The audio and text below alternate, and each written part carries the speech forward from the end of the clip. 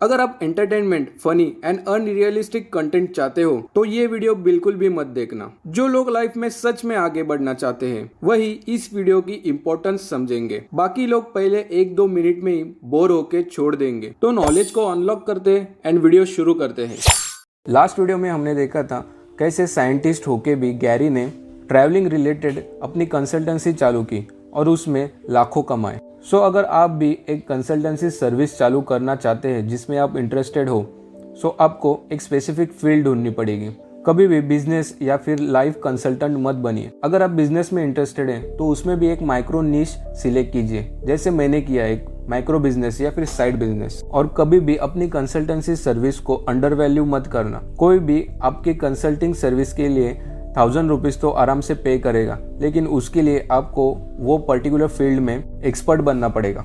आपको अपने basic website पे ये क्लियरली मेंशन करना पड़ेगा क्या क्लाइंट्स को आपके बारे में बेनिफिट्स मिलने वाले हैं और क्या आप क्वालिफाई करते हो ये क्राइटेरिया को फिल करने के लिए। एटलीस्ट आपके पास 2 ऐसे डिटेल स्टोरी होने चाहिए जिससे क्लियर हो सके अपने प्रीवियस क्लाइंट को अच्छे तरीके से हेल्प की है, सो दैट कंसल्टिंग सर्विसेज के लिए आपको पेमेंट मिल जाए और आपके क्लाइंट को भी अश्योरेंस मिल जाए ये बंदा जेन्युइन है। आपको प्राइस डिटेल्स भी अच्छे तरीके से मेंशन करने हैं अपने वेबसाइट पे। और लास्ट, अपने वेबसाइट पे कैसे आपको इमीडिएटली एक्वायर कर सकता है आपका क्लाइंट, वो भी उसका मेथड मेंशन होना चाहिए। देखो, आपको अपने लाइफ में n नंबर ऑफ पैशन होंगे, लेकिन उन n नंबर ऑफ पैशन से आपको खाली एक ऐसी नीश ढूंढनी है जिसको पब्लिक को भी जरूरत हो और आपको उसके बारे में अच्छी नॉलेज हो। इंडिया में ही एक लड़की है जो फिजिक्स की टीचर है और उसने एब्सोल्यूट साइंस पे, मतलब प्योर साइंस पे एक पॉडकास्ट चालू किया, लेकिन उसके लिए उसको बहुत ही कम ऑडियंस मिली। सो उसने और रिसर्च की कि कौन सी ऐसी नीश है जो मुझे आती है लेकिन पब्लिक को भी उसकी ज़रूरत है। तो उसको पता चला इंग्लिश ग्रामर एक बहुत अच्छी नीश है और फिर उसने सिर्फ इंग्लिश ग्रामर पे पॉडकास्ट एंड यूट्यूब चैनल चालू किया है और उससे आज वो हजारों में कमा रही है और वो भी अपनी जॉब करते करते। सो अगर आप भी ऐसा कुछ साइड बिजनेस, माइक्रो बिजनेस तैयार कर रहे हो तो उसके लिए एक चेकलिस्ट तो होनी चाहिए।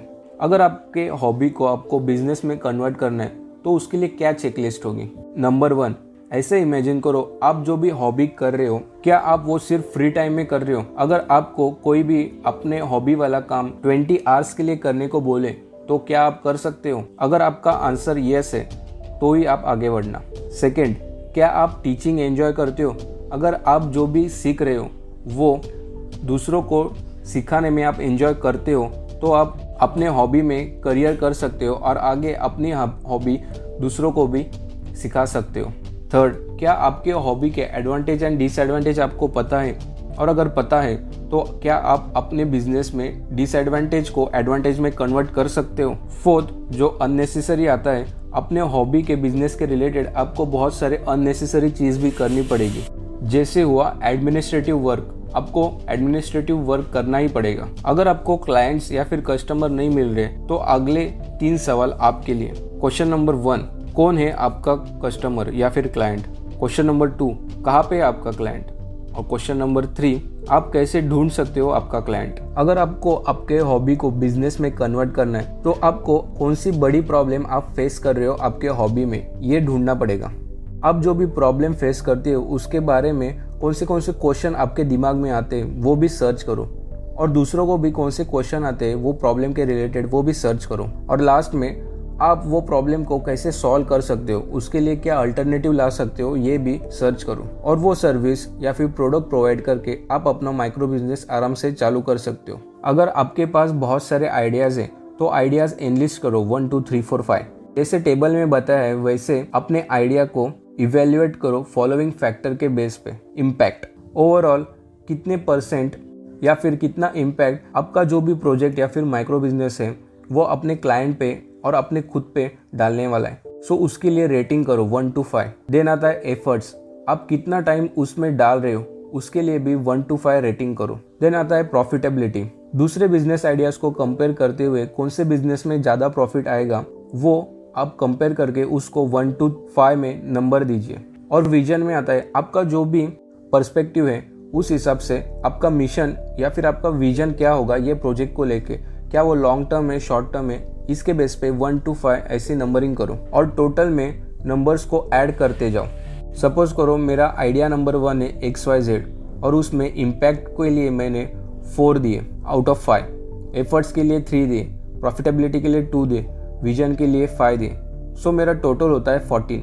आइडिया 2 के लिए मैंने 3, 4, 3, 1 दिए, सो उसका टोटल आता है 11। अगर मैं दो आइडियाज़ को कंपेयर करूं तो 14 नंबर वाला आइडिया मुझे ज़्यादा प्रॉफिट देगा और माइक्रो बिजनेस चालू करने के लिए बहुत ही ज़्यादा सूटेबल आइडिया है। सो ऐसे ही आप भी 3-4 आइडिया में कंफ्यूज हो तो उसको ओवरकम करने के लिए आप ये एक्सरसाइज कर सकते हो और ये बहुत ज़्यादा इफेक्टिव एक्सरसाइज है। नेक्स्ट आता है आप कौन से स्टेप्स लेके मार्केट टेस्टिंग कर सकते हो। स्टेप नंबर 1, क्या आप ऐसे प्रॉब्लम सॉल्व करने के लिए जा रहे हो जिसके सच में आप खुद और दूसरे पब्लिक भी केयर करती है कि यार सच में ये प्रॉब्लम है, ये प्रॉब्लम सॉल्व होना चाहिए, क्या ऐसा है। सेकंड, आप गूगल करके इंटरनेट पे उसकी नीड, वो प्रॉब्लम की नीड क्या है वो फाइंड आउट करो।